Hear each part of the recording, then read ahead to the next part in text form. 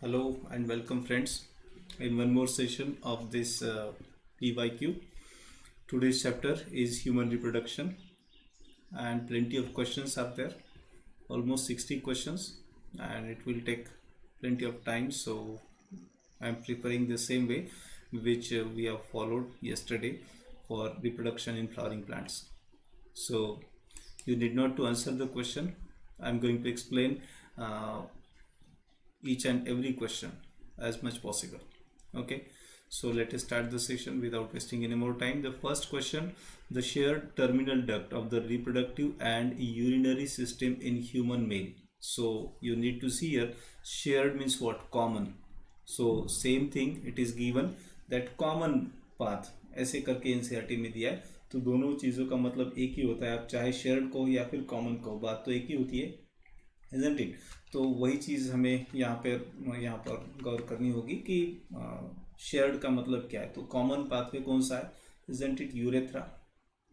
ठीक है, गलती से भी यूरेटर नहीं करना, क्योंकि यूरेटर किसे कहते हैं? जो किडनी से ट्यूब बाहर आती है उसे यूरेटर कहते हैं। ठीक है, यूरिनरी ब्लैडर से सॉरी किडनी से जो बाहर आ रहा है वो यूरेटर, और यूरेथ्रा क्या होता है? जो यूरिनरी ब्लैडर से आ रहा है। अब इसी को मतलब अगर हम डायग्राम के हिसाब से अगर देखना चाहे तो जब हम एक्सक्रीटरी सिस्टम की डायग्राम बनाते हैं तो ये ऐसे बन गए दो किडनी, और इनसे ये जो ट्यूब आ रहे हैं ये क्या हो गए? ये हो गए यूरेटर, और ये यूरेटर अटैच हो गए यूरिनरी ब्लैडर को, और इससे जो निकल रहा है इसे हम बोलते हैं यूरेथ्रा। तो यहाँ पर कंफ्यूज नहीं होना है। एक तो हो गई ये वाली डायग्राम, और दूसरी जो है ये टेस्टिस बना लिया, फिर इसका ये एपिडिडाइमिस, और ये फिर वास डिफरेंस। तो ये ऊपर एक यूरिनरी ब्लैडर और ये नीचे बना देते हैं प्रोस्टेटिक ग्लैंड, फिर ये इससे निकला ऐसा यूरेथ्रा, और ये आ गया बाहर यूरेथ्रा। ये इसको यहाँ पर कनेक्ट करेगा, ये सेक्रेटरी डक्ट और ये कुछ और एक्सेसरी ग्लैंड्स, राइट। तो इस तरीके से ये जो है यूरेथ्रा है। So it is a common passage. तो हम यहाँ पर देख सकते हैं कि ये यूरिनरी ब्लैडर से भी निकल रहा है, ठीक है, और इससे वास डिफरेंस का कनेक्शन है, तो ये सीमेन भी कैरी करेगा, स्पर्म भी कैरी करेगा, that is what is a common part. So first one is the answer. Second question: the leading cells found in the human body are the secretory source of progesterone, intestinal mucus, glucagon, androgens. ठीक है, तो leading sales जो होते हैं कहाँ पर पाए जाते हैं? सेमिनल वेसिकल, सेमिनल वेसिकल नहीं, सॉरी, टेस्टिस का जो स्ट्रक्चरल यूनिट है सेमिनिफेरस ट्यूब्यूल। तो सेमिनिफेरस ट्यूब्यूल की जब अगर आपने डायग्राम ठीक से देखी है तो ये ऐसे सेमिनिफेरस ट्यूब्यूल की कुछ क्रॉस सेक्शन दिखाया है, फिर कुछ ऐसे आधे अधूरे दिखाए, और इसके अंदर ऐसे कुछ ग्रुप ऑफ सेल्स है। So these cells, these are called as Leydig cell. So these cells secrete testosterone, otherwise called as androgens. So androgen is the right answer for this question. Next one: if for some reason the vasa efferentia in the human reproductive system get blocked, the gamete will not be transported from. अब देखो, किसी वजह से अगर वासा इफ्रेंशिया block हो जाती है तो गैमेट का ट्रांसपोर्टेशन कहाँ से कहाँ नहीं होगा। ये क्वेश्चन समझने के लिए हमें टेस्टिस का जो स्ट्रक्चर है पूरा वो अच्छे से मालूम होना बहुत ज़रूरी है। So what I can say that in the testes there is a part having seminiferous tubule and all that. Okay, then this tubule combine together in the form of rete testes, then to vasa efferentia, then to epididymis, and then to vasa differentia. तो ये sequence है। तो हम क्या कर रहे हैं कि एपिडिडाइमिस को ब्लॉक कर दे रहे हैं। तो फिर क्या होगा? अभी अगर एपिडिडाइमिस ही ब्लॉक हो जाता है तो क्या हो, सॉरी, वासा इफ्रेंशिया अगर ब्लॉक हो रहा है तो क्या नहीं होगा अभी। तो ये इसका पहले वाला जो हिस्सा है ये क्या है? टेस्टिस प्रॉपर है, राइट। अब अगर ये ब्लॉक हो गया तो स्पर्म फिर टेस्टिस से एपिडिडाइमिस लग जा पाएंगे क्या? नहीं जा सकते। तो यही तो आंसर है, right thing, it is first itself, yes it is testis to epididymis. ये जो स्पर्म का फ्लो है वो नहीं हो पाएगा। Next question: the testes in human are situated outside the abdominal cavity inside the pouch called scrotum. The purpose served is for. तो human being में जो है टेस्टिस की पोजीशन एक्स्ट्रा एब्डोमिनल है, ठीक है, outside the abdominal cavity in a pouch called as scrotum. तो इसका उद्देश्य, इसका पर्पस क्या है? Maintaining the scrotal temperature lower than the internal body temperature. Second, escaping any possible compression by the visceral organ. Third, providing more space for the growth of epididymis. And last, providing a secondary sexual feature for exhibiting the male sex. So क्या हो सकता है obvious answer? ये चीज़ें दी हुई NCERT में। सो first one is the right answer. ठीक है, इंटरनल बॉडी टेम्परेचर से थोड़ा कम टेम्परेचर, लगभग 3 से 5 डिग्री सेंटीग्रेड का कम टेम्परेचर मेंटेन करने के लिए ऐसी अरेंजमेंट की हुई है, right, because that lesser temperature is important for spermatogenesis. Next question पर चलते हैं। Capacitation occurs in. अभी कैपेसिटेशन, अब देखिए, जिनका पूरा चैप्टर अच्छे से प्रिपेयर है आई कैन हेल्प देम, लेकिन जिनका अगर कॉन्सेप्ट ही ठीक ठाक नहीं है तो क्या किया जा सकता है? ठीक है, तो this is the part comes in the process of fertilization। जब फर्टिलाइजेशन होना है तो स्पर्म के ऊपर जो डिकैपेसिटेशन फैक्टर होता है उसका रिमूव करना, उसका अलग हो जाना, इसे हम कहते हैं कैपेसिटेशन। तो ये कैपेसिटेशन की जो प्रोसेस है वो कहाँ पर हो रही है? तो ऑब्वियस ही चीज़ है, फीमेल जेनिटल ट्रैक्ट। क्यों तो वहाँ पर जो है स्पर्म डिपॉजिट हो रहे, राइट। तो वहाँ पर स्पर्म हेड पर जो एक फैक्टर है या फिर एक कैप लाइक स्ट्रक्चर है कि जो अगर अलग होता है तभी जाकर के स्पर्म फर्टिलाइज करने की हालत में आ जाता है। So C is the right answer. Okay, next question. Capacitation refers to the change in. तो कैपेसिटेशन में किस में चेंज आ रहा है? Ovum before fertilization, ovum after fertilization, sperm after fertilization, sperm before fertilization. तो मैंने अभी बोला था इस पर, तो मेरे ख्याल से इसे ज़्यादा एक्सप्लेन करने की जरूरत है नहीं। Sperm before fertilization. Next, which of the following layers in an antral follicle is acellular. तो एंट्रल फॉलिकल जो है उसकी ऐसी कौन सी लेयर है कि जो असेल्यूलर है, मतलब सेल से नहीं बनी हुई है? So theca interna, stroma, zona pellucida, granulosa. So what could be the answer here? Yes, it must be zona pellucida. It is a layer which is made up of protein and it is not a cellular layer. It is a deposition basically, right? Otherwise theca interna, externa या फिर granulosa cell का तो नाम ही है, okay? And stroma is anyway just the part, isn't it? तो यहाँ पर जो है वो प्रोटीन का डिपोजिशन हम कह सकते हैं। So zona pellucida is a cellular which is not made up of cells. So zona pellucida is the right answer. Next question, the main function of mammalian corpus luteum is to produce. तो corpus luteum का main function क्या produce करना है? Estrogen, progesterone, HCG, relaxin only. So question number 8 बहुत ही simple है, हम कह सकते हैं क्या? कॉर्पस लुटेयम, ठीक है, it is to produce progesterone, isn't it? इसका सही जवाब क्या होना चाहिए? इट मस्ट बी प्रोजेस्टेरॉन, ठीक है। So this is the main function of mammalian corpus luteum. What is corpus luteum? Empty Graafian follicle after ovulation. Okay, next, the figure given below depicts a diagrammatic sectional view of the female reproductive system of 3 parts out of 1 to 6 have been correctly identified. तो यहाँ पर कई सारे part दिए हैं। अब अगर 6 part दिए सबको लेबल करते बैठेंगे तो शायद बहुत देर हो जाएगी क्वेश्चन सॉल्व करने में। तो हम चेक करते ही चलते हैं कि सेकेंड वाला क्या है, फर्स्ट वाला क्या है, ठीक है। तो शायद आप लोग डायग्राम ठीक से देख पा रहे हैं, ऐसे उम्मीद करता हूं मैं। Let me change the colour.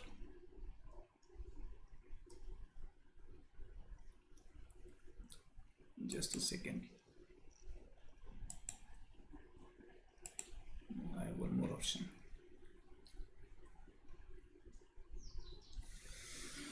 Okay, so second endometrium, third infundibulum, fourth fimbria. तो आसान से स्टार्ट करते हैं, ठीक है। 4 को फिमरी बताया गया है। अब 4 को फिमरी किसने नहीं बताया? लगभग मेरे ख्याल से जितनों ने दिया है उतनों ने बताया है। सो हम इस तरीके से फिमरी को तो डिनाई नहीं कर सकते। Okay, so we need to see carefully So one by one we have to go.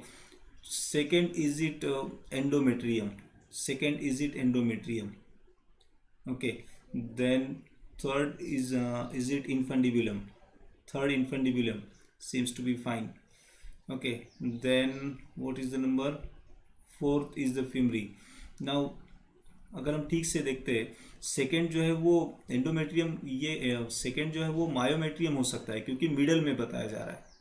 तो सेकेंड, फर्स्ट हो सकता है endometrium. So second can not be endometrium because if you see a bit carefully, तो यहाँ पर आप पाएंगे कि सेकेंड की लोकेशन ये यहाँ पर है. तो ये इनर मोस्ट लेयर होती तो उसे एंडोमेट्रियम कहना ठीक है क्योंकि यूटेरस के 3 लेयर है. ठीक है. तो ये एकदम बाहर वाला, ये मिडल वाला और ये इनर मोस्ट. तो इनर मोस्ट होती है एंडोमेट्रियम, मिडल में तो मायोमेट्रियम होती है. ठीक है. और ये पेरी. तो इस तरीके से सेकेंड एंडोमेट्रियम नहीं हो सकती, मतलब फर्स्ट पॉसिबल नहीं है. बाकी दोनों चीज़ें तो ठीक ठाक लग रही है. सेकेंड ऑप्शन क्या बोलता है? Third infundibulum. थर्ड इन्फंडिबुलम ठीक है, चलेगा. 4 फिमरी, ओके डन, ये भी ठीक है. और 5 को सर्विक्स कहा गया है. Where is 5? Here it is. So this is the shown as cervix. Okay, I think this is fine. ये ठीक ठाक लग रहा है. इसके बारे में सोचते हैं और कुछ देखते हैं. सी ऑप्शन क्या कहता है? Oviducal funnel for 4. Is it oviducal funnel? No, fimbriae are shown at the 4. So C is not possible. C तो पॉसिबल ही नहीं है. उसे पहले गलत दे दिया. 6 को यूटेरस बोल रहा है. नहीं, ये भी पूरी तरीके से गलत है सी तो. और लास्ट क्या है? D option. 1 को पेरीमेट्रियम बोल रहा है यहाँ पर, ये गलत हो गया. तो डी भी गलत है. So right answer obviously it is B. Okay, next question. Gametogenesis or menstrual cycle, fertilization and implantation. So this is the topic where from your question is framed.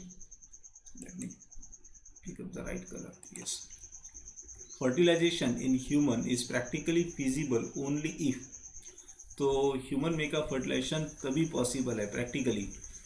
ठीक है. तो कब? When? So options are, if the sperms are transported into vagina just after the release of ovum in fallopian tube. तो पहले ये होना चाहिए और बाद में ये होना चाहिए, तभी फर्टिलाइजेशन पॉसिबल है. ऐसा ऑप्शन की अगर हम माने तो मीनिंग होता है. Second, the ovum and the sperms are transported simultaneously to ampullary isthmic junction of the fallopian tube. I think this is what we have read in the NCERT, isn't it? NCERT में as it is है कि दोनों को जो है, दोनों माने कौन? One, it is a sperm, not single obviously, और दूसरा जो ओव्यूम. तो ये दोनों को एम्पुलर इथमिक जंक्शन पर साइमल्टेनियसली आना है, अराइव करना है. ऐसा नहीं कि पहले कोई आता है बाद में कोई आता है. In that case fertilisation chances कम होते जाते हैं. So second seems to fine. C क्या है? Ovum and sperms are transported simultaneously to ampullary isthmic junction of cervix. No, cervix को थोड़ी ना कहा जाता है. Ampullary isthmic junction, it is the part of fallopian tube, isn't it? Last क्या है? Sperms are transported into the cervix within 48 hours. देखो, fertilisation successful होने के लिए तो दोनों का साइमल्टेनियसली आना जरूरी है. अब ये जो लास्ट दिया हुआ है उसके चांसेस बनते हैं, लेकिन सक्सेस के पूरे गारंटेड नहीं कहा जा सकता. Okay, sperms are transported into cervix within 48 hours of release of ovum. ये बात गलत नहीं है, लेकिन इसमें जो है वो चांसेस बहुत कम हो जाते हैं, मतलब इतनी अगर देर होती रहती है तो. ओके, सो सर्विक्स में 48 घंटे नहीं, बात भी वैसे भी और भी गलतियाँ है इसमें, ये स्टेटमेंट में भी. Into the cervix with in, अभी सर्विक्स में ही आने को अगर 48 आवर्स लगते तो आगे जाने के लिए और टाइम लगेगा, तो ये तो वैसे गलत हो गया. ठीक है, 48 घंटे के अंदर उसे वहाँ पर पहुँचना होगा. अगर कुछ सक्सेस की हम सोच रहे हैं तो स्पर्म्स को एम्पुलर इथमिक जंक्शन के पास 48 आवर्स के अंदर पहुँचना होगा. सर्विक्स में अगर 48 घंटे ले रहा है पहुँचने को, तो वापस और आगे जाने के लिए और टाइम लगेगा, तो ये तो पॉसिबल नहीं है. ठीक है. So as I told you, this is the question directly from NCERT. So second is the right answer. Yes, this one. Next question. Select the incorrect statement. So ये हमारा फेवरेट वाला क्वेश्चन फॉल्स ढूंढने का है हमें यहाँ पर. सो question number 11. Okay, what about it? First statement क्या है इसमें, FSH stimulate the Sertoli cell which help in spermiogenesis. अब देखो स्पर्मेटोजेनेसिस में ये स्पर्मियोजेनेसिस, स्पर्मिएशन, ये सारी प्रोसेस है, तो उसे क्या FSH स्टिमुलेट करता है? नो ऐसा मतलब ये प्रोसेस स्पर्मेटोजेनेसिस को अगर वो प्रमोट कर रहा है, जैसे फीमेल में वो फॉलिकल के डेवलपमेंट को प्रमोट करता है, तो मेल में जाहिर सी बात है वो स्पर्मेटोजेनेसिस को प्रमोट ही करेगा, तो ये फॉल्स तो नहीं कहा जा सकता। Second, LH triggers ovulation in ovary. Okay, FSH और LH luteinising hormone, so it triggers ovulation, nothing wrong, ये भी ठीक है, मतलब सही है, लेकिन इनकरेक्ट हमें ढूंढना है। Third, LH and FSH decreases gradually during follicular phase. अब ये सोचने वाली बात है, क्या LH और FSH फॉलिकुलर फेज में कम होते हैं? Last, LH triggers secretion of androgen from the Leydig cells. अब लीडिक सेल को एंड्रोजन माने टेस्टोस्टेरॉन सिक्रेट करवाने का काम LH ल्यूटेनाइजिंग हार्मोन कर रहा है मेल्स में, तो ये भी एज अ स्टेटमेंट ठीक है, लेकिन हमें जो चाहिए चीज़ वो गलत चाहिए, इनकरेक्ट चाहिए। सो the right answer it must B C, LH and FSH decreases gradually during follicular phase. जब फॉलिकल की डेवलपमेंट शुरू है तब LH और FSH कैसे क्या कम हो सकता है? LH तब एक कांस्टेंट लेवल पर चल रहा है जो पहले वाला था, ठीक है, प्रीवियस साइकिल में, लेकिन FSH की लेवल तो इस दौरान बढ़नी चाहिए। वाई? बिकॉज फॉलिकल की डेवलपमेंट के लिए पिट्यूटरी को तब चाहिए कि वो FSH सीक्रेट करता जाए। सो the right answer is C, क्योंकि यहाँ पर डिक्रीज बताया गया है कि जो बेसिकली इंक्रीज चाहिए। Next question, which of the following cells during gametogenesis is normally diploid. तो जो 4 दिए उसमें से कौन सा है जो डिप्लॉयड होता है? Spermatid, spermatogonia, secondary polar body, primary polar body. अब यहाँ पर देखना होगा, primary polar body itself it is the product of meiosis 1, ठीक है, तो मियोसिस 1 रिडक्शनल डिवीजन होने की वजह से उसके जो प्रोडक्ट रहेंगे वो हैप्लॉइड रहेंगे। सेकेंडरी पोलर बॉडी, ये तो जाहिर सी बात है कंपलसरी हैप्लॉइड ही होनी चाहिए कि जो EM2 का प्रोडक्ट है मियोसिस 2 का। स्पर्मेटिड बेसिकली स्पर्म की डेवलपमेंट स्टेज है, तो ये भी हैप्लॉइड ही रहेगा। स्पर्मेटोगोनिया ये स्ट्रक्चर है जो कैसा रहेगा? डिप्लॉइड रहेगा, क्योंकि स्पर्मेटोगोनिया से आगे चल के क्या बनने वाले हैं? स्पर्म्स बनने वाले हैं। तो ये वो है कि जिससे क्या कहते हैं उसे, प्राइमरी स्पर्मेटोगोनिया बनने वाले, ठीक है, मतलब इनमें फिर डिफ्रेंशिएशन होकर के ये फिर मदर सेल के तौर पर काम में आ जाते हैं। So spermatogonia is the only diploid structure here, right answer is B। Next question, which of the following event is not associated with ovulation in human female. तो ह्यूमन फीमेल की ओव्यूलेशन से not associated, not related. So options are full development of Graafian follicle, release of secondary oocyte, LH surge, and last option is decrease in estradiol. Okay, so if you look into this question a bit carefully, देखो जब तक Graafian follicle की पूरी growth नहीं होगी तब तक ovulation नहीं होगा, जाहिर सी चीज़ है, तो ये इसे तो हम नॉट एसोसिएटेड नहीं बोल सकते, इट इज़ फुल्ली एसोसिएटेड, तो ये तो नहीं हो सकता। Second, release of secondary oocyte, अब ओव्यूलेशन होता है तो क्या होता है, जो रिलीज हो रहा है वो थोड़ी ना फीमेल गैमेट है, वो तो उसकी थोड़ी सी प्रिमिटिव स्टेज है सेकेंडरी oocyte, तो ये भी फुल्ली एसोसिएटेड है। LH सर्ज, ये भी जाहिर सी बात है, ल्यूटेनाइजिंग हार्मोन उसके पीक पर होता है 14th डे पर, उसे ही तो हम LH सर्ज कहते हैं, और वही तो टाइम है ओव्यूलेशन का। अब बचा डिक्रीज इन एस्ट्राडायोल, तो ये चीज़ मैंने आपको केमिकल कोऑर्डिनेशन के टाइम पे भी पढ़ाई थी, estradiol, triol, and one more thing is there. So there are 3 types of the estrogen. So basically these are analogs as well. तो यहाँ पर देखो एस्ट्रोजन, इसको अगर पकड़ के भी चलते हैं हम, एस्ट्रोजन, एस्ट्राडायोल मीन्स एस्ट्रोजन की ये 3 अलग अलग टाइप है, एस्ट्रॉन एक है, एस्ट्राडायोल एक है, और एस्ट्राट्रायोल एक है। तो ये तीनों जो है, अब यहाँ पर एस्ट्रोजन की बात हो रही है, तो क्या ये कम होते हैं? तो क्या ये चीज़ रिलेट करती है ओव्यूलेशन से? नहीं, ये बिल्कुल भी रिलेट नहीं करती है। So the right answer is option last. Next question, in human female meiosis 2 is not complete until. Human female में मियोसिस 2 कब तक कंप्लीट नहीं होता? जब तक क्या नहीं होता? Fertilization, uterine implantation, birth, puberty. So quite simple this one. जैसा मैंने अभी प्रीवियस वाले क्वेश्चन में आपको बताया था कि M2 जो है, देखो M1 के बाद जो क्या कहते हैं उसे oocyte बन रही है, हम उसे डायरेक्टली फीमेल गैमेट बोल रहे हैं क्या? नहीं, M1 के बाद हुई है वो, तो वो जो रहेंगी वो सेकेंडरी oocyte बोल सकते हैं उसे। ठीक है, तो सेकेंडरी oocyte हैप्लॉइड तो है, लेकिन वो अभी उसमें M2 होना बाकी है। तो वो कब चीज़ें होगी? जब फर्टिलाइजेशन की प्रोसेस शुरू हो जाती है, तो झट से उसे सेंट्रियोल अवेलेबल हो जाता है and then M2 get completed. तो फर्टिलाइजेशन यहाँ पर सही जवाब है। जब तक फर्टिलाइजेशन नहीं होता है तब तक उसका मियोसिस 2 कंप्लीट नहीं हो सकता। Okay, next question, select the incorrect option describing gonadotropin activity in a normal pregnant female. So I think this question we have studied even in the chemical coordination. Chemical coordination वाले question में जो हमने PYQ लिया था उसमें भी हमने शायद ये क्वेश्चन सॉल्व किया था। ठीक है, तो correct option describing gonadotropin activity, okay, in a normal pregnant female. Options are high level of FSH and LH stimulate the thickening of endometrium.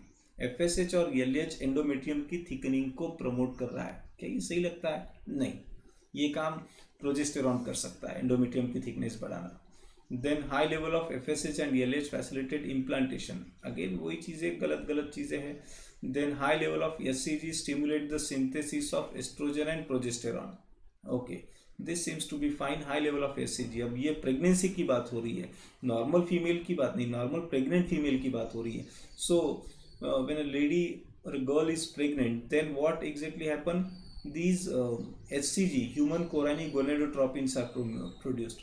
Okay, so this HCG is continuously stimulating for the production of estrogen and progesterone is maintaining the condition required for maintaining the pregnancy.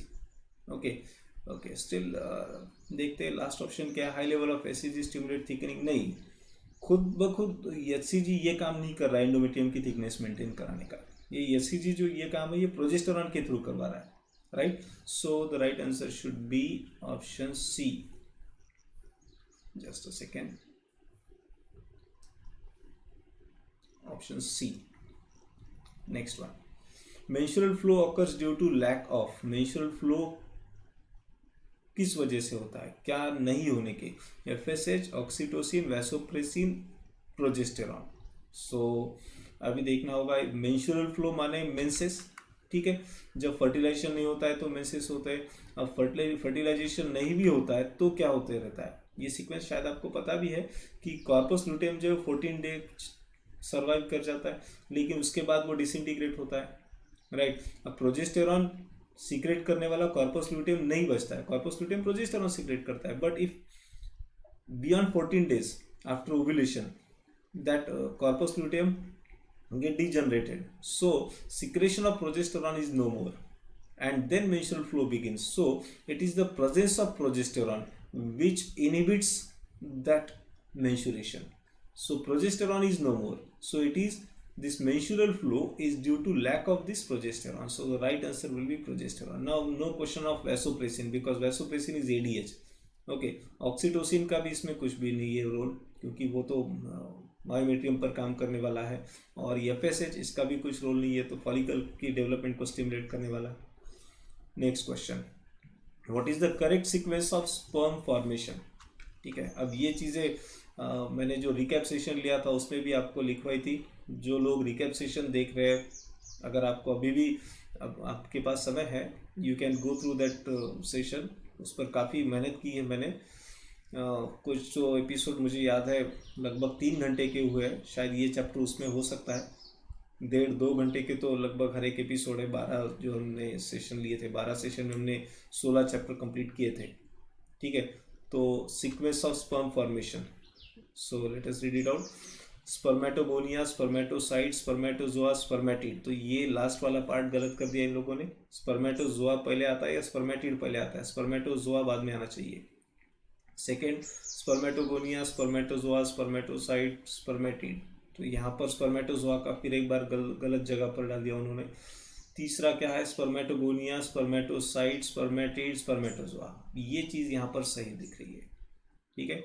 ये चीज़ें मैंने अभी आपको किसी previous question में बोली भी थी कि पहले गोनिया फिर जाकर के उसमें डिफ्रेंशिएशन होकर स्पर्मेटोसाइट जो मदर सेल के तौर पर काम में आती है, then spermatid, and then when it become motile it is called as spermatozoa. So C must be the answer. Then last spermatid, spermatocyte. Spermatid से स्पर्मेटोसाइट नहीं, ये तो बहुत ही गलत हो गया. स्पर्मेटिड पहले कैसे आ सकता है?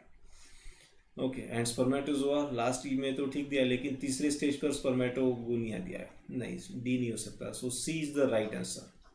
ओके, ये इसका भी सीक्वेंस और फिर फीमेल गैमेट का ओव्यूम का जो डेवलपमेंट सीक्वेंस है वो भी याद रखने के लिए मैंने आपको तभी भी बोला था. Next, which of the following best illustrate feedback in development. तो फीडबैक का जो होता है, मतलब हार्मोनल कंट्रोल के बारे में हम ये वर्ड खास करके यूज़ करते हैं कि जब कोई एक हार्मोन है दूसरे हार्मोन को स्टिमुलेट कर रहा है, लेकिन दूसरे हार्मोन का कॉन्सेंट्रेशन अगर बहुत ज़्यादा बढ़ता है तो पहले वाले का सिक्रेशन रोक देता है, तो हम इसे फीडबैक रेगुलेशन कहते हैं. तो यहाँ पर क्वेश्चन है which of the following best illustrates feedback in development. ठीक है, क्या है options? As tissue X develop it secrete something that slow down the growth of tissue Y. दूसरा क्या है? Tissue X secrete RNA which changes the development of tissue Y. Third, as tissue X develop it secrete enzyme that inhibit development of tissue Y. Last, as tissue X develop it secrete something that induces tissue Y to develop. ठीक है, तो feedback का सिर्फ यहाँ पर देखिए पहले option में क्या है कि डायरेक्ट निगेटिव बोल रहा है वो. फीडबैक सिस्टम जो है वो निगेटिव उल्टे तौर पर है, हम ऐसा कह सकते हैं. यहाँ पर जैसा इन्होंने दिया है उसी तरीके से अगर हम एक्सप्लेन करें एक्स और वाई की भाषा में तो क्या हो सकता है? एक्स और वाई. अब देखो एक्स जो है वो वाई को क्या करवा रहा है? इंक्रीज करवा रहा है. लेकिन वाई जो है जैसे वाई का कॉन्सेंट्रेशन बढ़ेगा तो एक्स को वो क्या करवा रहा है? कम करवा रहा है. So that is what feedback means.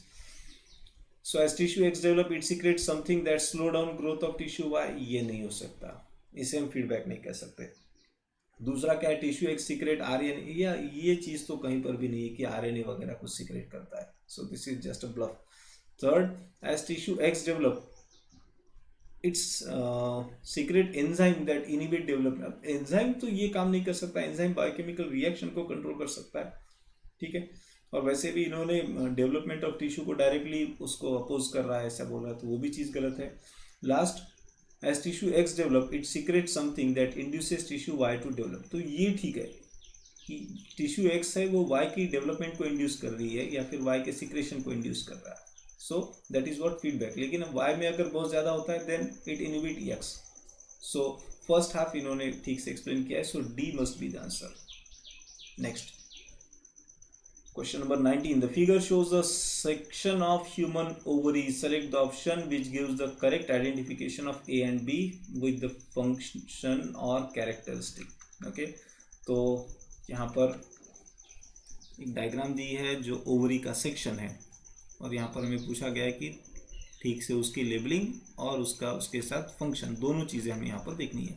So A primary oocyte, ठीक है, it is the prophase 1 of the meiotic division. prophase 1 of meiotic division, primary oocyte कैसे कह सकते हैं हम उसे? क्या कह सकते हैं हम इसे? No, we can't say like this. primary oocyte तो अभी डिप्लॉयड है तो उसमें कैसे कह सकते हैं? देन बी क्या कहता है? Corpus luteum. बी कहाँ पर है? बी, हाँ, ये इसको हम कंसिडर कर सकते हैं क्योंकि देखो यहाँ पर ये ओव्यूलेशन हुआ बताया, तो ये ओव्यूलेशन होने के बाद ये जो है एम्प्टी, इसे कॉर्पस लुटियम बोल सकते हैं. ठीक है, क्योंकि ये अगर सीक्वेंस देखते हैं हम तो ये इस तरीके से. ओके, ये जो अलग अलग ये 2 3 4 5 ये क्या है? Developing stages of follicle. तो ये ग्राफियन मैच्योर फॉलिकल बोल सकते हैं इसको, और ये ओव्यूलेशन होता हुआ और ये उसके पहले वाले. ठीक है, तो ये इसे कॉर्पस लुटियम कहा जा सकता है कि जो प्रोजेस्टेरॉन सीक्रेट करता है. तीसरा क्या है? ए टर्शियरी फॉलिकल. नहीं, ये तो चीज़ बहुत ज़्यादा गलत है. बी कॉर्पस लुटियम, चलो ठीक है, लेकिन सीक्रेट एस्ट्रोजन बोल रहा है, तो एस्ट्रोजन का सीक्रेशन उसका फंक्शन गलत दिया है, तो ये नहीं हो सकता. So the right answer must be second one. Okay, next one. C अब ये ऐसे क्वेश्चन में जब हम देखते हैं ना तो आपका स्टडी भी चेक हो रहा है और आपने डायग्राम कितने अच्छे से देखे, दोनों चेक कर रहे हैं। मतलब एक पत्थर में दो पंछी मारे जैसा काम करते हैं लोग। Okay, next, which one of the following statement is falls in respect of viability of mammalian sperm.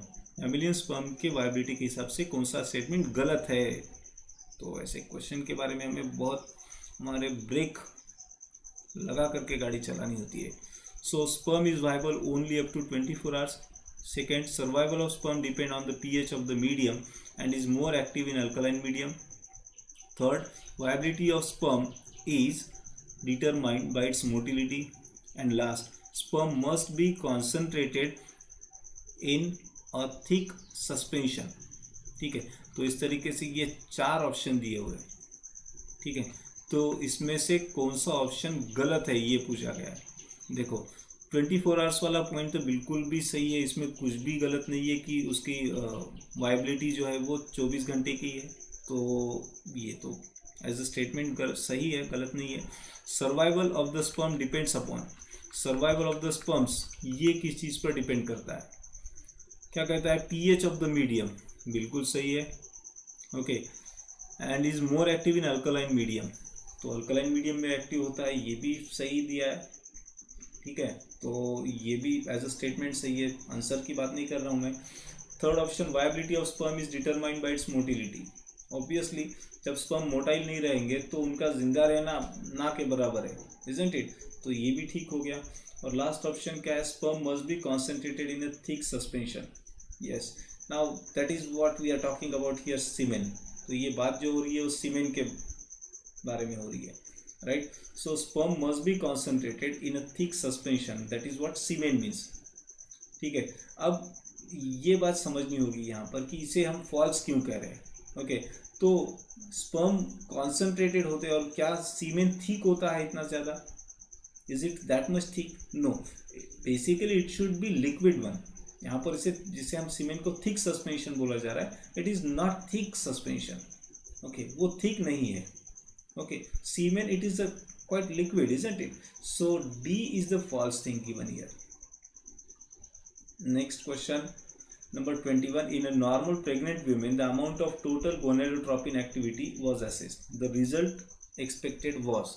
तो एक नॉर्मल प्रेग्नेंट वीमेन में जो है टोटल गोनेडोट्रोपिन की एक्टिविटी चेक कर ली, तो एक्सपेक्टेशन क्या है।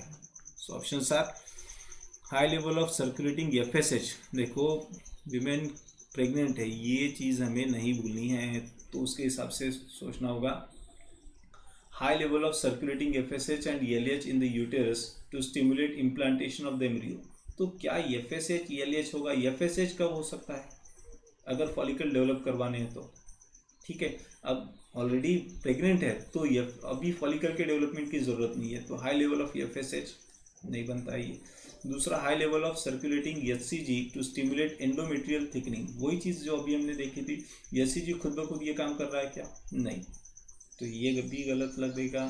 Third, high level of FSH and LH in the uterus to stimulate, वही चीज़ गलत है। FSH का लेवल या फिर LH का लेवल ये नहीं हो सकता है, वरना और एक बार ओवुलेशन हो जाएगा, कि वैसे तो होता नहीं है। Then high level of circulating HCG to stimulate estrogen and yes, ये अभी भी हमने सॉल्व किया था। So this is the right answer. देखो ये ऐसे डबल डबल जब क्वेश्चन दिखते हैं ना, तो क्वेश्चनेबल एरिया हमें समझ में आने लगता है। Then the secretory phase in the human menstrual cycle is also called. काफ़ी सिंपल सा सवाल है, कुछ इसमें मतलब जान है नहीं। जिन्होंने मेंस्ट्रुअल साइकिल अच्छे से पढ़ी है, they can very easily answer this question. Secretory phase in the human menstrual cycle is also called. So अभी यहाँ पर सिर्फ उसे क्या बोलते हैं ये नहीं पूछा गया है, बल्कि उसे उसका ड्यूरेशन भी पूछा गया है। So secretory phase also called as luteal phase, लेकिन what about its duration, isn't it. तो ड्यूरेशन के बारे में अगर देखें तो पहला ऑप्शन क्या बोल रहा है, लास्ट अबाउट फॉर 6 days। तो कब शुरू हो रही है secretory phase, after menstruation up to ovulation, तो 6 दिन तो नहीं कह सकते, 5वें दिन के बाद, मतलब 6th डे से भी अगर कंसिडर करते हैं तो 14वां दिन मतलब कम से कम 8 या 9 दिन का होता है, तो 6 days तो पॉसिबल नहीं है। फॉलिकुलर फेज तो नहीं बनता है। Then luteal phase and last for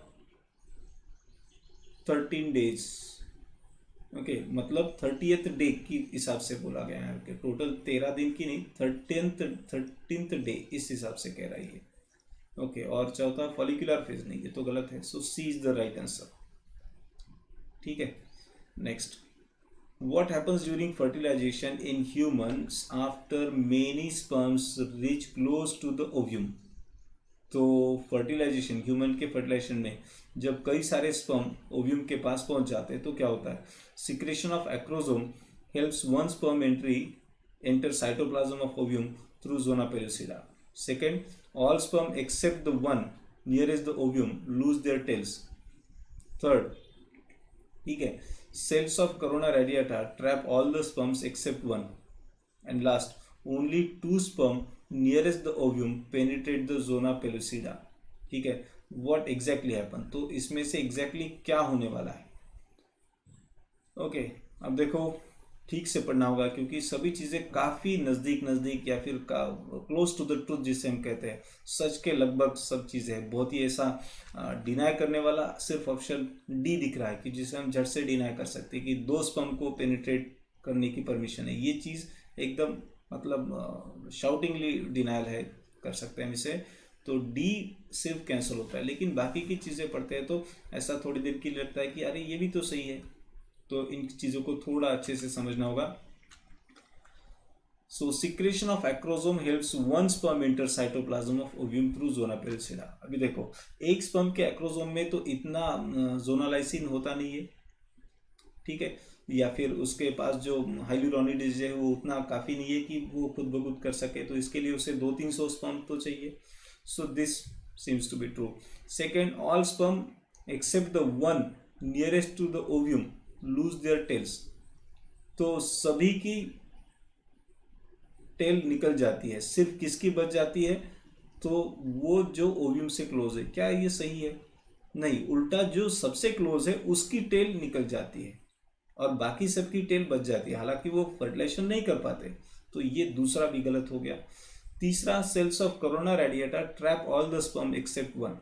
तो कोरोना रेडिएटा को क्रॉस कर सकते हैं स्पर्म, लेकिन आगे जो है जोना पेलुसिडा वो ब्लॉक कर देगी, तो ये भी गलत हो गया। सो क्या कह सकते हैं हम? Right answer it must be ए।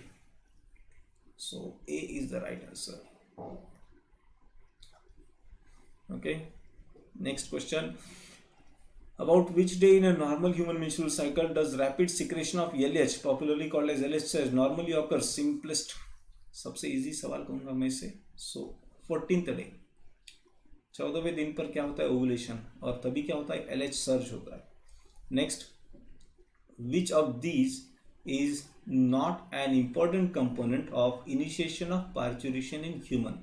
तो ह्यूमन में पार्चुरेशन में कौन सी चीज इंपॉर्टेंट नहीं है, ऐसा क्वेश्चन है। Okay, so options are, first, synthesis of prostaglandins, release of oxytocin, release of prolactin, increase in estrogen and progesterone ratio. तो ये चीज़ें समझनी होगी हमें यहाँ पर। प्रोस्टाग्लैंडिन और ऑक्सीटोसिन पार्चुरेशन में जो है वो यूटेराइन कॉन्ट्रैक्शन है, तो ये दोनों जो है वो forceful uterine contraction they can bring it about. So ये तो ज़रूरी है, इंपॉर्टेंट कंपोनेंट है। नॉट कहा है क्वेश्चन में। तीसरा है रिलीज ऑफ प्रोलैक्टिन और चौथा है increase in estrogen progesterone ratio. अब ये चीज़ समझनी होगी अब यहाँ पर कि एस्ट्रोजन टू प्रोजेस्टेरॉन रेशियो, अगर ये रेशियो इंक्रीज हो रहा है, एस्ट्रोजन अब एंड प्रोजेस्टेरॉन, इसका रेशियो बढ़ रहा है, इसका मतलब क्या? Estrogen is more than progesterone. अब ये रेशियो देखो, प्रोजेस्टेरॉन जो है वो प्रेगनेंसी को मेंटेन करता है, लेकिन पार्चुरेशन मतलब क्या? End of pregnancy. तो अगर ये सिचुएशन हो रही है, जब ये रेशियो बढ़ता है तो क्या होगा? एस्ट्रोजन बढ़ेगा, मतलब प्रोजेस्टेरॉन का कॉन्सेंट्रेशन कम होगा। अब यही तो चीज़ ज़रूरी है पार्चुरेशन होने के लिए, एंड ऑफ द प्रेगनेंसी। तो ये भी ठीक हो गया। अब बात रहेगी सिर्फ सी की, रिलीज ऑफ प्रोलैक्टिन। ठीक है, तो प्रोलैक्टिन जो है वो मिल्क सिक्रेशन के इसमें काम में आने वाला। ओके, तो इसका यहाँ पर कोई काम नहीं है पार्चुरेशन के प्रोसेस में। So release of prolactin, so this is the event which is not important component of parturition. Okay, next question, which one of the following is not the function of placenta? तो कौन सा है कि जो placenta का function नहीं है? Okay, question बहुत ठीक से पढ़ने और देखो मैं कुछ ज़्यादा समय ले रहा हूँ ऐसा आपको लग सकता है, लेकिन better you talk like this to yourself while you are in the examination. अगर आप बहुत ही दिल में पढ़ रहे हो तो हो सकता है कि आप चीज़ों को कुछ गलत समझने लगे, और इतना भी ज़ोर से भी नहीं बोलना है कि बाजू वाले को आंसर समझ में आए, नहीं तो सब खुश हो जाएगा। नहीं। Question number 26, which one of the following is not the function of placenta? Secret estrogen, facilitate removal of carbon dioxide and waste material from embryo. Third, secret oxytocin during parturition. And last, facilitate supply of oxygen and nutrient to the embryo. तो placenta क्या है? It is a common tissue between fetus and mother, isn't it? ठीक है, तो placenta कौन सा काम नहीं करती है? एस्ट्रोजन सिक्रेट करना, एस्ट्रोजन, प्रोजेस्टेरॉन, ये चीज़ें अभी हमने ऊपर भी एक जगह पर देखा था ये चीज़, तो ये तो उसका फंक्शन ही बन जाएगा। दूसरा, फैसिलिटेट रिमूवल ऑफ, क्योंकि अभी जो देखा था हमने HCG, तो वो प्लेसेंटा के थ्रू ही तैयार हो रहा है। दूसरा, facilitate removal of carbon dioxide, ये तो बेसिकली फंक्शन ही है उसका। ठीक है, ये ऐसा डिस्क लाइक स्ट्रक्चर है प्लेसेंटा का, तो इससे एक ट्यूब जो फीटस को जा रही है जिसे हम अम्बिलिकल कॉर्ड कहते हैं, तो इसमें अम्बिलिकल आर्टरी और अम्बिलिकल वेन है, तो ये क्या कर रहे हैं, जो ग्रोइंग फीटस है उसके पास से जो भी वेस्ट मटेरियल है वो वापस मदर के ब्लड में भेज रहे, और मदर के ब्लड से न्यूट्रिशन फीटस के ब्लड में भेज रहे। तो ये कंबाइंड स्ट्रक्चर है, मतलब एक तरफ इसका कनेक्शन किसे, मदर को है। ठीक है, इसके लिए इसके ऐसे ये वाले स्ट्रक्चर भी है, विलाय के जैसे कोरैनिक विलाय जिनको हम बोलते हैं। तो ये सेकेंड ऑप्शन बिल्कुल सही है, मतलब आंसर के तौर पर नहीं बोल रहा हूँ, एज अ स्टेटमेंट बोल रहा हूँ, क्योंकि क्वेश्चन में नॉट कहा गया है। सीक्रेट ऑक्सीटोसिन ड्यूरिंग पार्चुरेशन, ये चीज़ गलत है। ऑक्सीटोसिन सीक्रेशन किसका है? इट इज फ्रॉम पिट्यूटरी, तो वो ये काम कैसे कर सकता है? So this is the right answer but wrong statement. And lastly, facilitate supply of oxygen, ये भी चीज़ जो है एज अ स्टेटमेंट सही है, लेकिन हमें गलत पूछा गया है, तो गलत हो गया सी, माने सही जवाब सी। Next, question number 27, the foetal ejection reflex in human triggers the release of.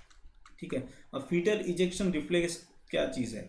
जब फीटस की फुल ग्रोथ हो जाती है, फीटस की जब फुल ग्रोथ होती है तो उसमें क्या होता है, क्या रिलीज होता है? ठीक है, तो ये जब फुल्ली ग्रोन फीटस जो है वो सिग्नल करता है किसे, मदर की पिट्यूटरी को, और उसके बदले में मदर की पिट्यूटरी ऑक्सीटोसिन सिक्रेट कर देती है। So that is what fetal ejection reflex. So I think first option itself, oxytocin from maternal pituitary.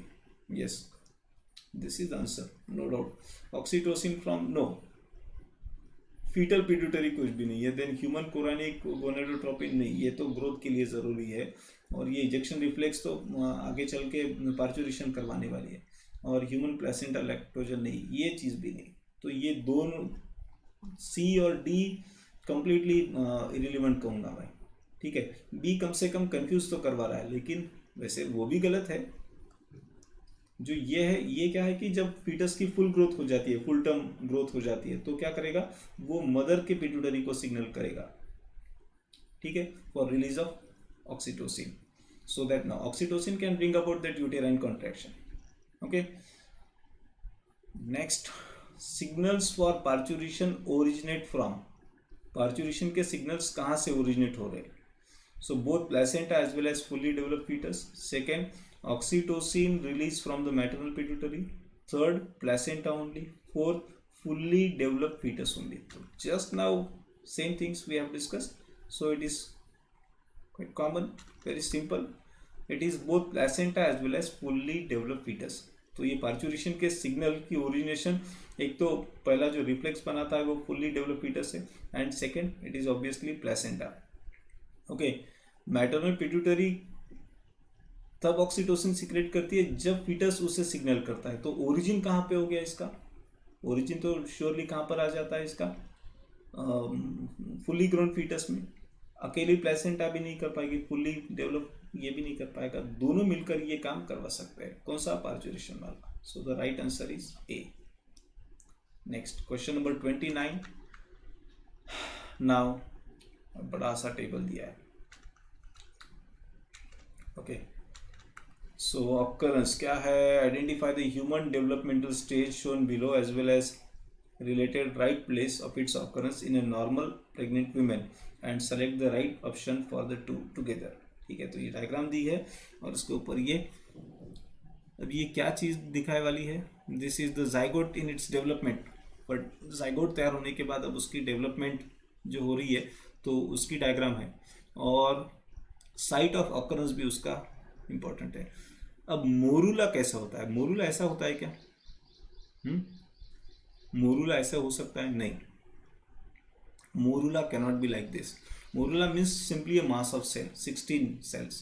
तो मोरूला जो होता है उसमें सिर्फ सेल का मास होता है, means you can draw morula just like this, a bunch of cell.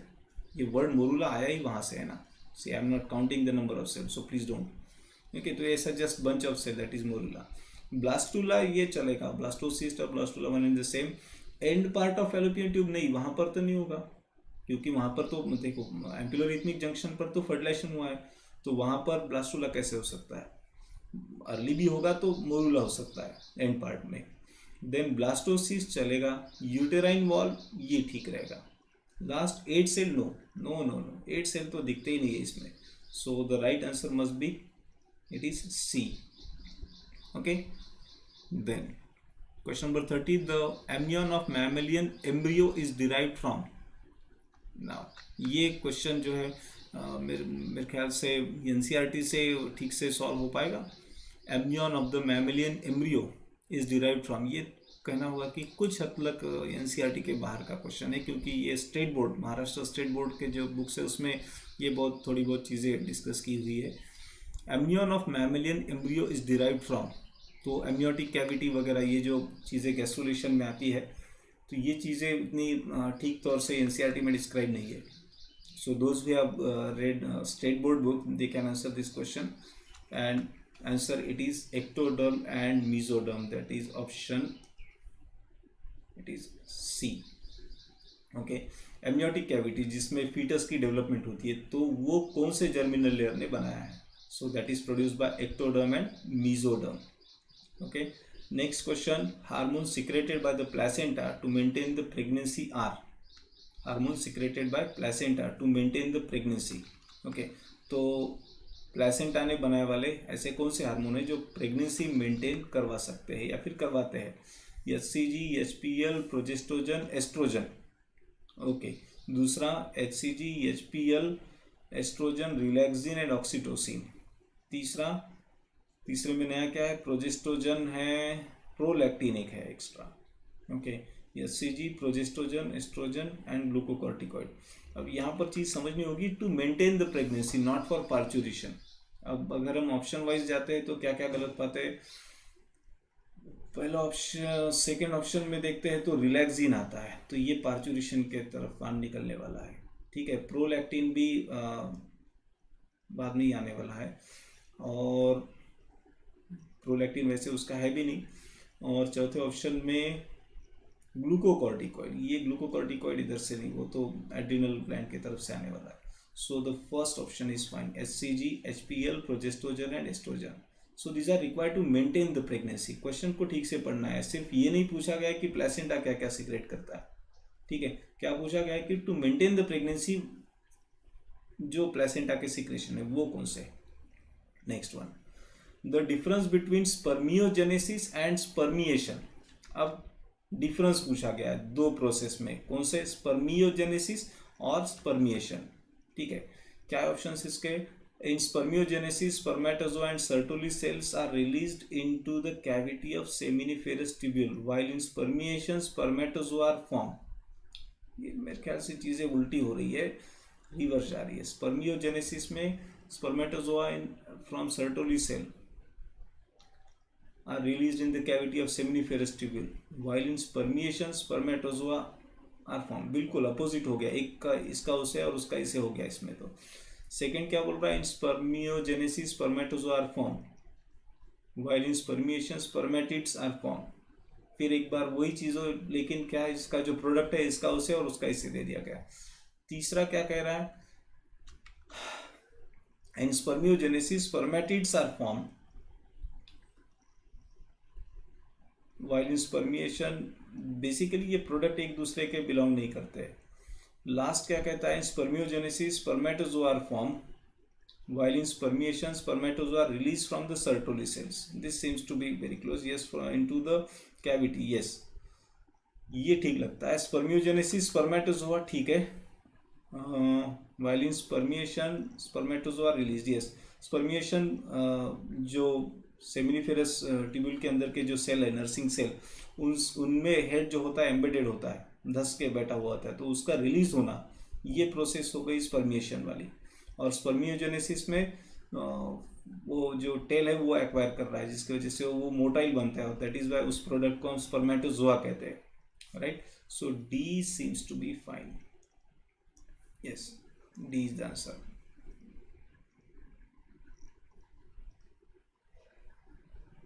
Next, match the column है proliferative phase, secretory phase and menstruation. Not that much difficult question, क्योंकि दिया ही उन्होंने कुछ इस तरीके से सिंपल करके है. Proliferative, secretory and menstruation phase. So जैसा सिंपल चीज़ें पता है वैसे जोड़ते जाते हैं. Menstruation, it is break down of endometrium. Okay, then secretory phase अभी तो हमने ये सॉल्व किया था, ल्यूटियल फेज. और बचा क्या, proliferative phase, it is follicular phase. So एक का क्या है, दो का 3 और 3 का 1. So answer should B yes, first one it's पहला ही है. Okay, next one, extrusion of second polar body from egg nucleus occurs. तो सेकेंड पोलर बॉडी बाहर निकल जाना, एक्सट्रूजन होना या फिर तैयार होना भी आप बोल सकते हैं. तो ये कब होता है? Okay, so options are after fertilization, before the entry of sperm into the ovum, simultaneously with the first cleavage, and last option after the entry of sperm but before fertilization. देखो, जब M2 कंप्लीट होता है तभी जाकर के तो second polar body बनती है और वो इस प्रोसेस से बाहर हो जाती है. So sperm should enter into the ovum और दैट सेकेंड oocyte. ओके, तो उसके अंदर एंट्री तो होनी चाहिए, लेकिन फर्टिलाइजेशन पूरा नहीं हुआ है. So before completion of fertilization, otherwise fusion तो हो चुका, मतलब स्पर्म सेकेंड oocyte के अंदर तो आ चुका है, लेकिन फर्टिलाइजेशन पूरा हुआ है क्या? नहीं. So D should be the answer. Okay, next, select the correct sequence for transport of sperm cells in human reproductive system. Correct sequence for transport of sperms. So I think this kind of question we have solved. अभी पहला या दूसरा question था जहाँ पर हमने ये sequence बनाया था.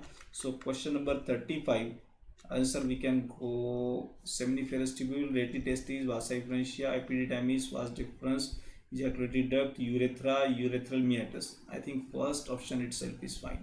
पहला ऑप्शन सही जा रहा है.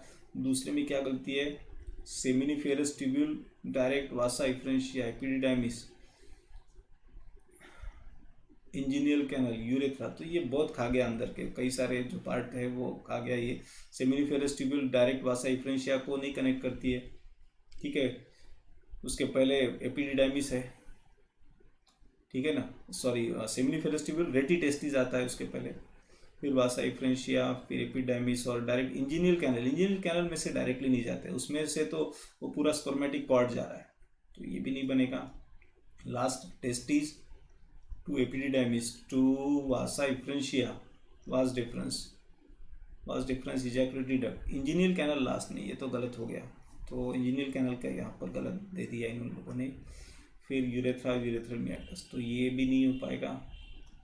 ओके, लास्ट क्या है, टेस्टिस, एपिडिडाइमिस, वासा डिफरेंशिया, रेटी टेस्टिस, इंजीनियल कैनल, यूरेथ्रा. क्या गलत है इसमें, टेस्टिस के बाद एपिडिडाइमिस और एपिडिडाइमिस के बाद वासा डिफरेंशिया, नहीं ये गलत हो गया. Vasa differentia it is before epididymis, so D is also wrong. So the right answer must be A. फिर एक बार देख लो, ए में क्या है, seminiferous tubule, then rete testis, vasa differentia, then epididymis, vas deferens, ejaculatory duct, urethra, urethral meatus. In the first question itself I explained this one. Okay, so here NEET question came to end. Next, AIMS questions are there. Student, you need not to reply for the answers of these questions, because as I told you, number of question it is huge one. Even in AIMS today for this chapter, the huge number of questions are there. So spending time with your answer, then discussing over it, will consume more time, so I have adopted this method since yesterday, since last chapter. Okay, so first question from Ames. Cells of Leydig are found in, so testes of frog, testes of rabbit, kidney of frog, kidney of rabbit.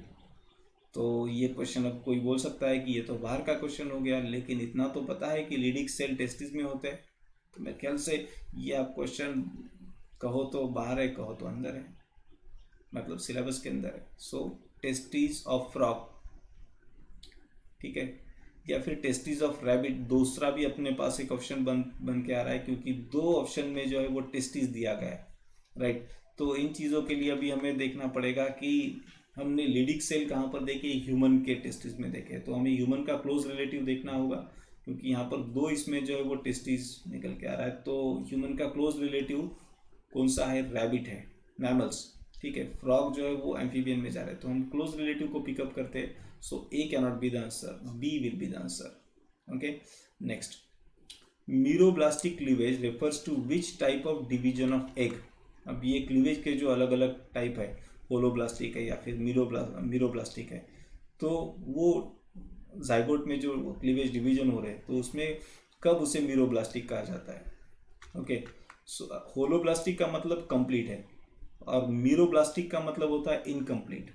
Okay, और ये बाकी के जो option दिए है, complete, वो तो holoblastic के लिए हो गया, स्पाइरल, हॉरिजॉन्टल, ये तो उनके प्लेन ऑफ डिवीजन के हिसाब से दिया हुआ है. So the right answer here it is incomplete.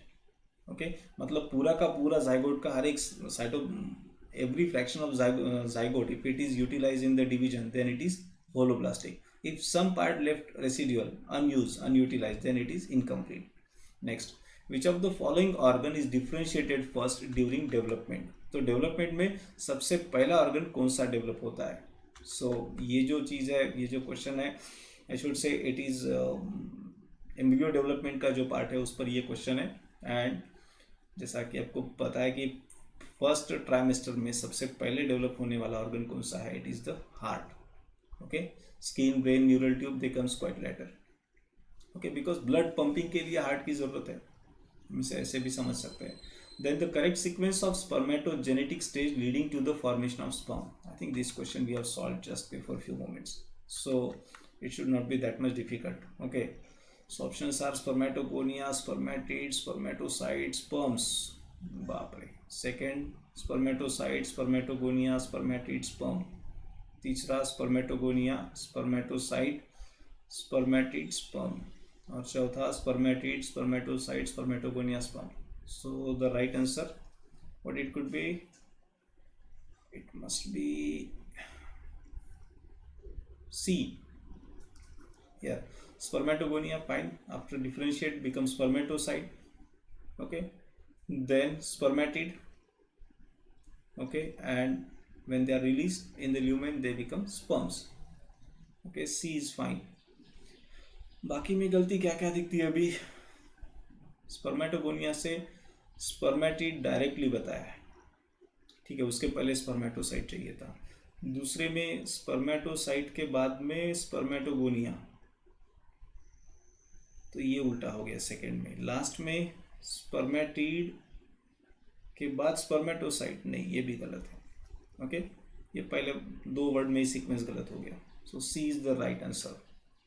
Next, all of the following statement concerning pregnancy are accurate except, मतलब वही चीज़ गलत पूछा गया है, ठीक है.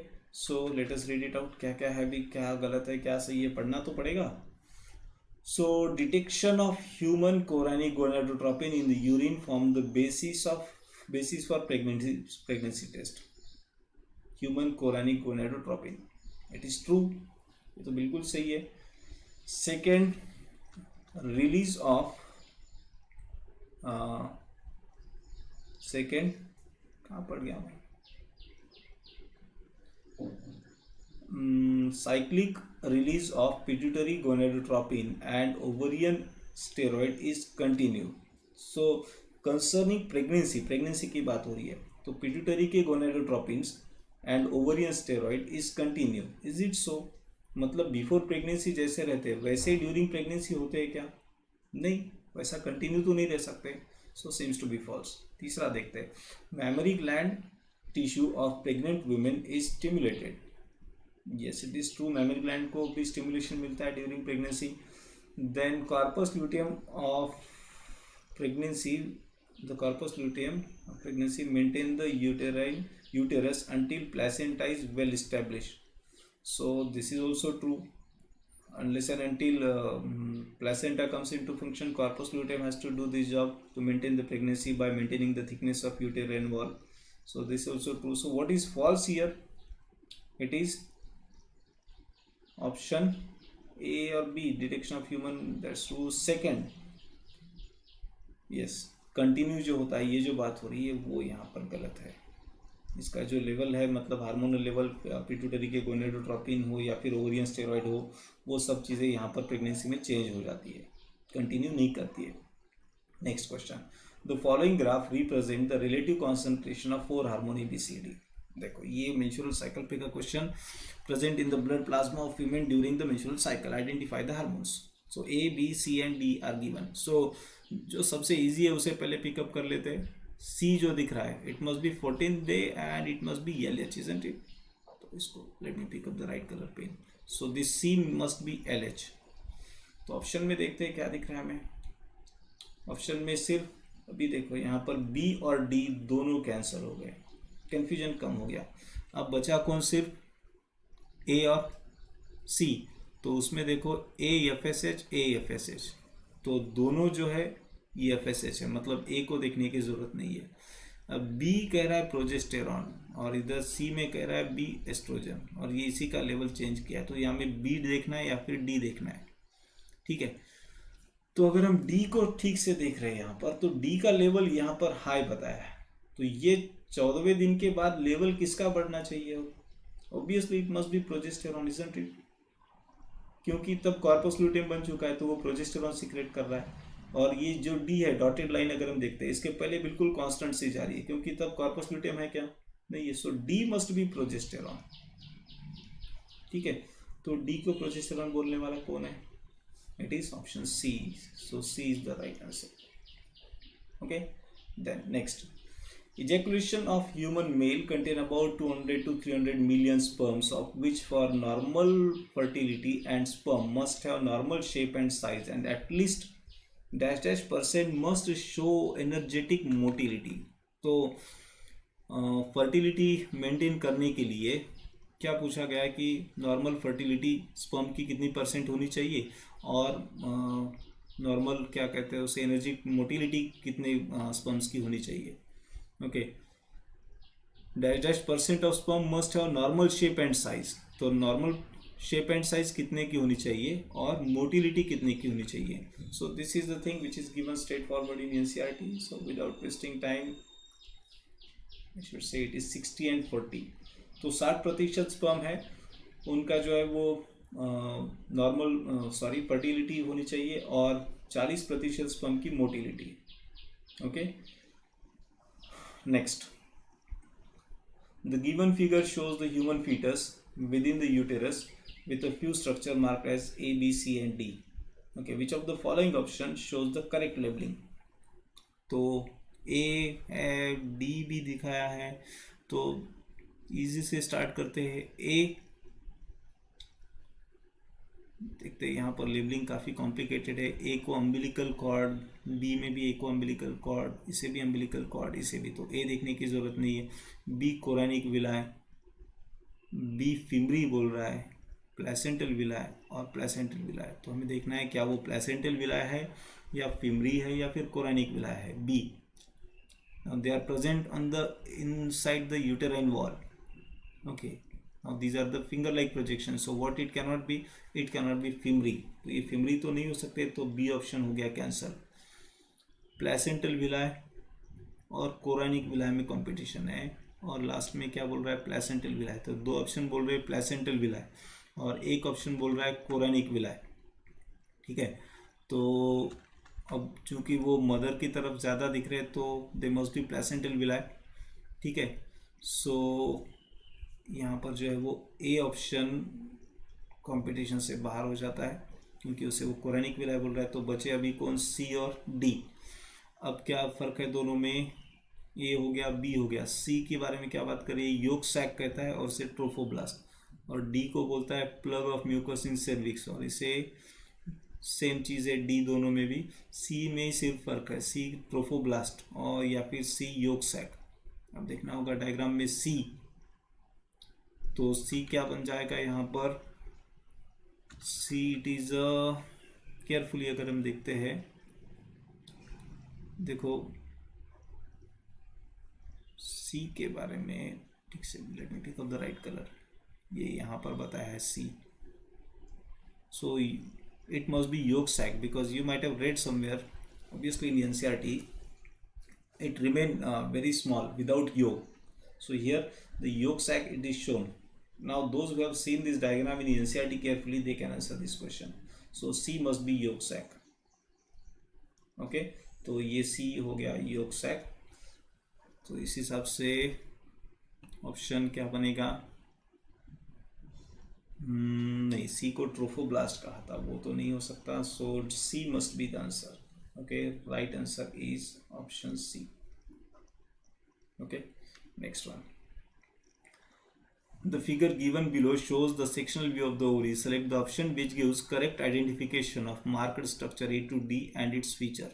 फिर वही ही क्वेश्चन है, I think this kind of question we have solve, यही क्वेश्चन था शायद, हाँ यही तो लगता है। So A primary follicle, it is called gamete mother cell. Okay, B corpus luteum, अभी हमने देखा था D corpus luteum थे, तो B तो corpus luteum नहीं है, मतलब हमारे कंपटीशन में से B तो बाहर हो गया। C Graafian follicle, C Graafian follicle चलेगा, क्या बोलते हैं उसके बारे में, rupture to release the secondary oocyte, और ये रप्चर होकर के क्या रिलीज कर रहा है, सेकेंडरी oocyte चलेगा। डी में क्या दिया है, D is a tertiary follicle, नहीं ये तो गलत हो गया, तो ऑप्शन डी तो नहीं बन सकता। सो ये रॉन्ग हो गया। तो ये a primary follicle gamete mother cell ऐसा तो कहीं पर नहीं है, ठीक है, तो ये भी नहीं हो सकता। So right answer must be Graafian follicle, that is option C, ये हो सकता है। एक बार फिर से चेक कर लेते हैं, C is it Graafian follicle, diagram में every time I have to change the colour because background changes, so here it is C. So C is Graafian follicle, fine. उसके बारे में क्या है, mature follicle which ruptures to release, yes, इसी का तो ovulation हो जाता है जो यहाँ पर इमीडिएटली आगे की डायग्राम में यहाँ पर यही तो बताया गया है। So C is fine. Okay, next one, spermatozoa receive nutrition from, spermatozoa को न्यूट्रिशन कौन दे रहा है, nerve cell, interstitial cell, epididymis और germ cells. Quite simple, spermatozoa की बात हो रही है, स्पर्मेटिड की बात होती, उसके जो अर्लियर स्टेजेस है उसकी बात होती तो नर्व सेल शायद आंसर हो सकता था, लेकिन चूंकि बात स्पर्मेटोजोआ की है तो इसका मतलब अब वो सेमिनिफेरस ट्यूब्यूल से निकल चुके हैं, तो तब उन्हें न्यूट्रिशन कौन दे रहा है। So answer it is epididymis. अब ये देखो क्वेश्चन की ऑप्शन की फ्रेमिंग आप देखो, नर्व सेल पहला दे के रखा, क्योंकि हम इस पर जंप करने के ज़्यादा चांसेस होते हैं, तो ये लोग साइकोलॉजिकली बहुत खेलते हैं स्टूडेंट के साथ, क्योंकि पहला वाला ऐसा ऑप्शन दे देते हैं कि जो मतलब बहुत ऐसे दिल के करीब हो, ये ऐसे ट्रिक बहुत खेलते हैं। मैंने एक आपको लास्ट टाइम एक एक्सपीरियंस भी शेयर किया था, कभी शायद क्लास में पढ़ाते समय किया होगा, that in one of the competitive exam of UPSC I think और MPSC, I am not very sure, but एक अच्छी बड़ी लेवल की एग्ज़ाम थी, तो उसमें एक बार क्वेश्चन पूछा गया था कि इंडिया की कैपिटल सिटी कौन सी है, और ऐसे क्वेश्चन को देख करके सब लोग परेशान हो गए, सब बच्चे, ये क्या क्वेश्चन का लेवल है क्या, ऐसे क्वेश्चन हमें पूछने जाने चाहिए, तो 4th या 5th क्लास वाला भी बच्चा बोल देगा। और ऑप्शन जो थे, पहले ऑप्शन उसमें दिल्ली दे करके रखा था, राइट, और 99.99% बच्चों ने ऑप्शन ए को ही टिक कर दिया, पूरे ऑप्शन लोगों ने पढ़े ही नहीं, और लास्ट ऑप्शन था new Delhi. So new Delhi is the capital city, लेकिन हम दिल्ली और न्यू दिल्ली में उतने ज़्यादा डिफ्रेंशिएट नहीं करते, कैपिटल सिटी न्यू दिल्ली है, इस तरीके से ये हमें ऑप्शन में उलझा देते हैं। Okay, next question, most important hormone इन पोस्ट ओव्यूलेटरी फेज, ओव्यूलेशन होने के बाद सबसे ज्यादा इंपॉर्टेंट हार्मोन कौन सा है? क्वाइट सिंपल, क्योंकि ओव्यूलेशन होने के बाद क्या बन जाता है? कॉर्पस ल्यूटेम बन जाता है, so it must B progesterone. Okay, अब एचसीजी हो सकता है लेकिन उसके लिए फर्टिलाइजेशन होना कंपलसरी, ये बात कंसिडर करके, तो ये बात तो नहीं दी उन्होंने। Next, feature of some structure of male reproductive system is given below. ठीक है, तो मेल रिप्रोडक्टिव सिस्टम का कोई स्ट्रक्चर का डिस्क्रिप्शन दिया है। Identify the structure on the basis of characteristic which surround the primary sex organ of the male reproductive system. तो male reproductive system का primary sex organ which surround the basis structure on the basis of characteristics which surround the primary sex organ of the male reproductive system. Male reproductive system का primary sex organ. Okay, options are: it's enlarged and it is called as glans penis. It travels through the penis and carries semen as well as urine. It is responsible for maintaining the low temperature by about 2 to 2.5 degrees centigrade from normal body temperature to mature sperm and store the sperm prior to ejaculation. So question थोड़ा सा complicated है पढ़ने में, right? तो ठीक से पढ़ना पड़ेगा इसे। Feature of some structure of male reproductive system is given below.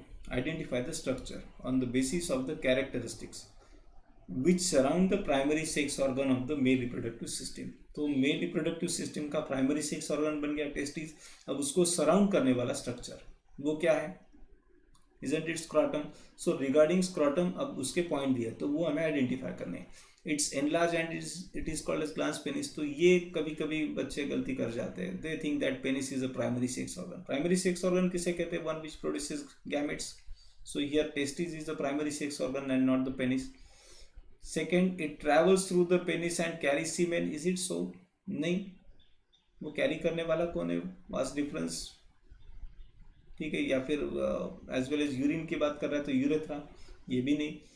Then it is responsible for maintaining low temperature by about 2 to 2.5 degree, seems to be fine, and store sperm prior to ejaculation. No, it is not like that. Ejaculation के prior sperm store करना ये काम testis का नहीं है। So C is the right thing which is there for scrotum. So have to mark option C. Okay, then which of the following condition is true at the time just after ovulation? Which of the following condition is true at the time just after ovulation? तो ovulation के immediately बाद में कौन सी चीज सही जा रही है, ऐसे पूछा है। So high estrogen, low progesterone, low estrogen, low progesterone, high estrogen, high progesterone, low estrogen, high progesterone। अब ओव्यूलेशन के बाद की बात है तो कॉर्पस लुटेम बन चुका है, तो फिर जाहिर सी बात है प्रोजेस्टेरॉन के बारे में हम क्या कह सकते हैं? It must B high. ठीक है, जस्ट आफ्टर ओव्यूलेशन की बात हो रही है, लेकिन जस्ट आफ्टर ओव्यूलेशन ये चीज समझना बहुत जरूरी है। जस्ट आफ्टर नहीं समझ लेते हैं ये क्वेश्चन में से तो हम गलत जाने के ज्यादा चांसेस है। जस्ट आफ्टर इसका मतलब समझते हैं आप कि जस्ट अभी ओव्यूलेशन हुआ तो तब क्या कंडीशन रही होगी। ठीक है, आफ्टर ओव्यूलेशन बोलता था तो फिर हमें हाई प्रोजेस्टेरॉन पिकअप करना ही पड़ता था, राइट? तो जस्ट आफ्टर ओव्यूलेशन का मतलब ऐसा है कि अभी कॉर्पस लुटेम फंक्शनल नहीं हुआ है, तो तब प्रोजेस्टेरॉन का लेवल कैसा रहेगा? Can we say that it will be high? नहीं, क्योंकि कॉर्पस लुटेम अभी रेडी, अभी तो बना है, वो अभी तैयार नहीं हुआ है पूरी तरीके से, right? So this is the time when there is LH surge and estrogen is high. So I should say option a is better, high estrogen and low progesterone. ये क्वेश्चन भी वैसा ही न्यू दिल्ली वाला ही है, ठीक है, लेकिन यहाँ पर पहला ही जो है सही दिया है। तो यहाँ पर हाई प्रोजेस्टेरॉन के बारे में जंप करने के ज़्यादा चांसेस है कि जो ऑप्शन सी और डी में दिख रहा है। ओके, तो ये चीज़ थोड़ी सी केयरफुली हमें सॉल्व करनी पड़ेगी। Next, meiosis 2 in ovum does not complete until. ये क्वेश्चन कई बार हो चुका है। I am not going to waste time over this one once again. So it is fertilization. Next, which hormone helps in detection of pregnancy? Isn't it? We have solved this one. अभी तो हमने इसे solve किया था, नहीं? It is HCG, human chorionic gonadotropin. So it is HCG. अब शुरू होते हैं असर्शन रीजन के। इस बार असर्शन रीजन थोड़े से ज़्यादा है, हमेशा 2 या 4 होते हैं, अभी मेरे ख्याल से 7-8 है असर्शन। सो क्वेश्चन नंबर 16 क्या है ये? Head of sperm consist of acrosome and mitochondria. Head of sperm, उसमें माइटोकॉन्ड्रिया होते हैं, एक्रोसोम होता है, ये ठीक है। माइटोकॉन्ड्रिया, रीजन क्या है? Acrosome contain spiral row of mitochondria. अरे एक्रोसोम में थोड़े ना होते माइटोकॉन्ड्रिया, और ना ही माइटोकॉन्ड्रिया हेड में होता है। सो बोथ थिंग्स रॉन्ग, दोनों चीजें यहाँ पर गलत दी है। So for such question it is D. ठीक है, हेड में थोड़े ना होते माइटोकॉन्ड्रिया। निबेन न्यूरॉन जिसे हम कहते हैं वो तो उसके मिडल पीस में आता है। Then assertion, next one, question number 17, females have less stature than males after puberty. Okay, reason, this happen because of the presence of hcg in the blood of female. Female have less stature than males after puberty, it's okay, ये ठीक है। this is regarding physical growth and happens because presence of, no, hcg ये तो pregnancy के time में तैयार होने वाला है, तो यहाँ पर प्रेगनेंसी की तो कोई बात नहीं हो रही है क्या? कुछ नहीं। So reason as a statement it is false one. Reason जो है वो एक स्टेटमेंट के तौर पर गलत है, तो रीजन होने की तो बात ही नहीं है। पहला ये ठीक है, after puberty female have less stature, मतलब टोटल फिजिकल ग्रोथ जो है वो फीमेल में एज कम्पेयर टू मेल थोड़ी सी कम, जिसे हम कह सकते हैं। Okay, so as assertion seems to be fine, but reason is false. As a statement itself it is false. So sorry, it's not D, it should be C. Then 18, testicular lobules are the compartments present in the testes. Okay, testicular lobule, these are the compartment present in the testes, ठीक है, जिसके अंदर seminiferous tubule है। Reason, these lobules are involved in the process of what nonsense, fertilization में testicular lobule का क्या काम हो सकता है? तो ऐसे क्वेश्चन के लिए फिर एक बार हमारे पास वही मेडिसिन है, वही बूटी है, कौन सी वाली? Option C. ठीक है, then question number 19, interstitial cell is present in the region outside the seminiferous tubule called as interstitial space. चलेगा। Reason, interstitial cell provide nutrition to the Sertoli cell.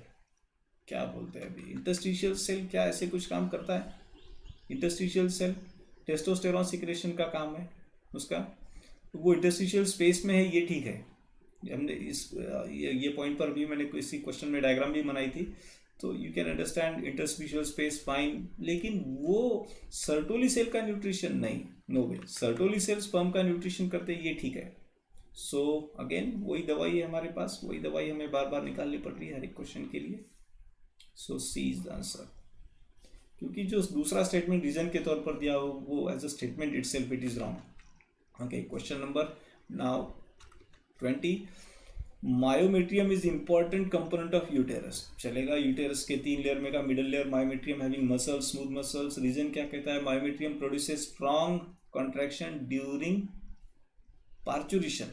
Yes, it is true, and that is why it is important component, isn't it? तभी तो वो important बोल रहे हैं उसे। Smooth muscle है और वो स्ट्रॉन्ग कॉन्ट्रैक्शन भी प्रोड्यूस करता है पार्चुरेशन के दरमियान, तो ये ठीक है। तो रीजन सही भी है एज अ स्टेटमेंट, और सही एक्सप्लेनेशन भी है कि हम उसे इंपॉर्टेंट क्यों कर रहे हैं। Now we have to change the medicine, a is the answer. Okay, next, during pregnancy development of foetus occur in stages. ठीक है, सही बात है।